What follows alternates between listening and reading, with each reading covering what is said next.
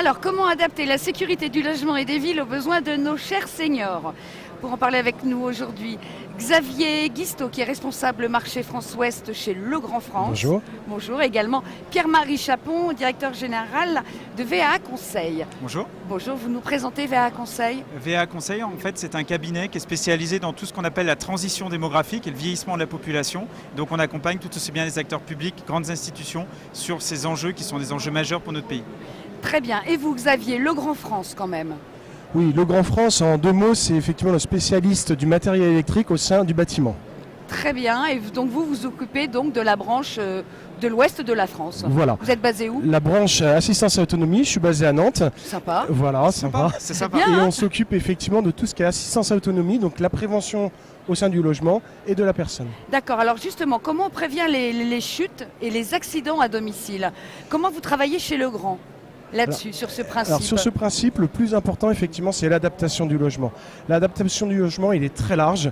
Il va effectivement du mobilier à la plomberie, mais jusqu'à l'électricité. Et c'est là qu'on va pouvoir intervenir en disant effectivement pour la prévention des chutes, il faut notamment des solutions comme le balisage lumineux pour prévenir les chutes nocturnes. Quand vous parlez de l'électricité, je ne comprends pas bien. C'est-à-dire que précisément, Précisément, les interrupteurs. voilà, les interrupteurs, c'est ramener un interrupteur près du lit pour pouvoir éteindre sa lumière, fermer ses volets, sans avoir à se lever pour aller fermer les volets et se retrouver en danger entre le volet et le lit. C'est-à-dire que concrètement, vous avez des laboratoires pour faire ces tests. Comment ça fonctionne? Vous mettez des gens en immersion, ça me fascine, hein. Vous mettez des gens en immersion?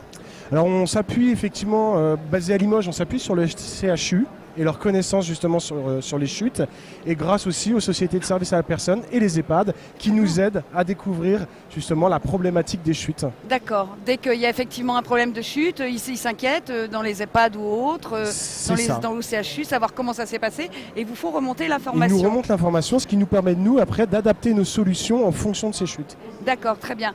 Qu'est-ce qu'il y a de plus compliqué dans le vieillissement, entre guillemets, sur l'adaptation, sur les problématiques de chute à la maison? Pourquoi est-ce qu'à un moment donné, on perd pied, on ne sait plus où on en est? Je vais juste vous donner quand même deux chiffres qui sont importants. 9000 morts par an chez plus de 65 ans en cause d'accidents de la vie courante. Dans les 3/4 des cas, ce sont des chutes qu'on lui a à domicile, et 100 000 hospitalisations. Donc on n'est pas sur un épiphénomène, on est vraiment sur quelque chose de majeur. Et par rapport à ça, effectivement, on a un certain nombre de fragilités. Le fait de vieillir, c'est pas forcément des fragilités visibles, on va être sur des fragilités invisibles.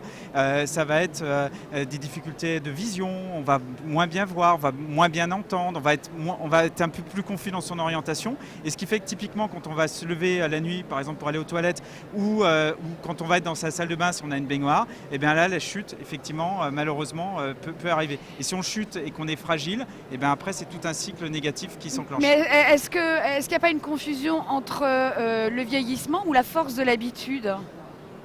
Moi, effectivement, sur la partie des chutes nocturnes, celle sur laquelle on a travaillé, c'est surtout effectivement avec ce vieillissement, la prise de médicaments, c'est la perte d'équilibre. C'est-à-dire que si je me lève en pleine nuit dans le noir, je ne vais pas avoir mon repère d'équilibre, ce qui fait que je vais chuter. Et souvent, ça se passe dans les 2 premiers mètres du lit. Alors que le fait de bien éclairer la pièce va me donner ce repère d'équilibre, va stabiliser la vue, et à ce moment-là, je vais pouvoir me déplacer vers les toilettes. Alors, quelles sont les innovations qui existent aujourd'hui et à qui elles s'adressent, toutes ces innovations? Je veux dire, ces innovations, elles existent et surtout, elles s'adressent à tout le monde. Elles s'adressent à vous comme moi pour le confort au quotidien et pour nos seniors, leur confort et surtout leur sécurité. Voilà, c'est un balisage lumineux qui permet d'allumer automatiquement la lumière dès que je descends la première jambe de mon lit. Donc c'est quelque chose de très simple. Mais ce qui existe déjà dans pas mal de maisons, et plutôt jolies et belles maisons. C'est ça tout l'intérêt. Quand vous avez par exemple une douche à l'italienne, si vous le présentez comme étant quelque chose qui ressemble à un EHPAD, un établissement médicalisé, les horrible, gens on n'en veut pas. On ne vous en voulez pas. Par contre, si vous avez une belle douche, comme je peux avoir chez moi, qui justement avec de jolis matériaux, etc., c'est une douche à l'italienne, mais par contre tout le monde la veut. C'est ça, c'est à un moment donné aussi l'idée qu'on se fait de ce mobilier. Ce mobilier n'arrive pas parce qu'effectivement je suis en train de vieillir, mais il arrive parce que j'ai du goût, ou j'ai l'envie, ou j'ai le goût des belles choses, d'où l'éclairage, voilà. Et la douche à l'italienne. Il y a peut-être ça qu'il faut inscrire aussi. Il n'y a que comme ça que ça fonctionnera, il n'y a que comme ça qu'on arrivera à que les gens petit à petit effectivement soient dans une démarche de prévention. Une prévention punitive ne fonctionne pas. Mais ça veut dire que ce serait de la prévention à partir de quel âge? 35, 40?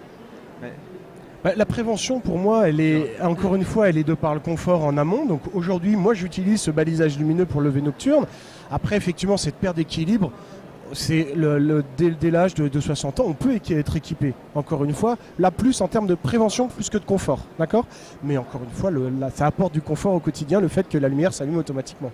Alors, je vais même plus loin, moi, Valérie, c'est-à-dire que moi, je pense qu'en fait, c'est vraiment une acculturation à avoir tout au long de la vie. C'est ça. Et effectivement, quand on est sur une démarche de confort, de bien-être, de plaisir, et qu'on renvoie ces éléments-là, les choses vont se faire tout à fait naturellement. Et on vieillit mieux. Et on vieillit mieux, et surtout on appréhende moins de vieillir. Parce Bien que le sûr. vrai problème, c'est l'appréhension de vieillir. Si on change l'image du vieillissement, si on accepte de mieux vieillir, parce qu'on y voit aussi un intérêt par rapport à différents éléments, à ce moment-là, tout fonctionne beaucoup mieux. Parce que c'est le choc parfois qui compte le plus. Moi, j'ai un souvenir d'une chute d'un très proche de la famille.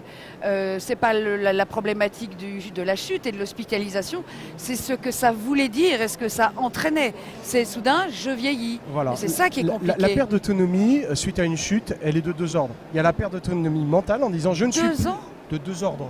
Ah bon, j'ai eu peur, j'ai fait 2 ans pour s'en remettre. Non, je vais pas tomber de mon tabouret, je vous le promets. De 2 heures dans le sens où il y a une perte d'autonomie mentale en se disant je ne suis plus en sécurité chez moi. C'est ça. Et après la perte d'autonomie physique si je me suis blessé pendant cette chute. Oui, je ne suis plus en sécurité chez moi et je ne peux plus me faire confiance non plus. Exactement. Parce que... Et comment ça se passe alors pour les villes ? Alors, justement par rapport à ça, là, on parle de cas où le logement peut être adapté facilement, etc. Sauf que derrière, il faut aussi avoir une acculturation quand les gens sont assez jeunes pour se demander si leur logement... Permettez-moi, acculturation. Ouais. Alors ça, c'est un terme technique entre nous. Je Mais sais. par contre, ce qu'il faut, c'est... Alors, si vous préférez, de l'infusion. C'est-à-dire, ce qu'il faut, c'est que les gens prennent conscience que leur logement... Alors, dans certains cas, il va falloir l'adapter. Donc on l'a vu, ça peut être de manière confortable, etc. Mais que dans certains cas, le logement n'est pas idéal pour bien vieillir. Et ça, c'est difficile parce que autant quand on est jeune, c'est facile de changer de logement, etc. Mais il arrive un moment où se dire je vais changer de logement, si on le prend négativement, quelque part, c'est de se dire j'accepte de vieillir. Or, c'est hyper important. Un logement, par exemple, vous n'avez pas d'ascenseur, vous habitez au 4e étage sans ascenseur, ou bien il y a des marches d'escalier, où c'est difficile d'adapter la salle de bain, ce serait de faire l'autruche, de rester dans ce logement, de continuer à y vivre, ou alors vous êtes complètement isolé des commerces et des services. Et se mettre en danger. Et donc, quelque part, on se met en danger. C'est-à-dire qu'on refuse de voir, mais quelque chose qui, quand ça arrivera, si ça doit arriver, peut être extrêmement brutal et extrêmement contraignant. Donc, l'idée, c'est justement d'infuser dès le départ. Là, par exemple, avec le PRIF, et donc avec la CNAV Île-de-France, on est en train de tester un autodiagnostic où les gens en ligne, on répond à 4-5 questions et ça leur note leur logement A, B, C ou D, comme les frigos. Et quelque part, c'est aussi pour les aider à prendre conscience. Et si par exemple ils sont C ou D, il faut commencer à se poser les questions par rapport au déménagement, même si ça a des répercussions 5 ou 10 ans après. L'essentiel, c'est que ça commence à faire le cheminement. Et après, effectivement, il y a le lien par rapport à l'équipement et tous ces éléments. Il faut à un moment une prise de conscience, mais surtout la moins négative possible. Et est-ce que le grand accompagne aussi du fait du développement, c'est ça, et de la recherche. C'est une forme d'accompagnement que d'aller rechercher des informations auprès des seniors. Auprès des seniors, effectivement, ce qui nous permet, alors on travaille beaucoup par exemple avec l'AFNOR aussi, qui font tester et approuver nos produits par les seniors. C'est-à-dire l'acceptabilité du produit et l'acceptation par le senior lui-même qui va utiliser ce produit-là. Très bien. Voilà. Donc c'est vrai que ça c'est vrai pour tout ce qui est balisage lumineux, pour la sécurisation du bâti, et puis ensuite de la personne avec des solutions plus dites de téléassistance, automatique ou manuelle. Et on va avoir des enjeux majeurs demain avec les nouvelles générations. Et là, justement, d'où l'importance de continuer par rapport aux générations nées avant-guerre ou générations qui sont nées après-guerre. On n'est pas du tout sur les mêmes types de personnes, on n'est pas du tout sur les mêmes types d'attentes, ni la manière d'appréhender les mêmes sujets. Donc là, il y a un champ immense à traiter et à travailler ensemble. Très bien. Eh bien, je vous remercie, messieurs. Le mot de la fin, peut-être une phrase pour conclure, tout est dit. Au niveau, il faut vraiment prendre conscience tous ensemble que la transition démographique, c'est un enjeu aussi important, enfin il n'y a pas de comparaison, mais que la transition énergétique. C'est-à-dire qu'on est sur quelque chose qui est majeur, qui révolutionne complètement nos sociétés aujourd'hui. Et si on n'en prend pas conscience ou qu'on le voit que par le petit bout de la lorgnette, on passe complètement à côté du sujet. Merci. Merci à vous. Parfait.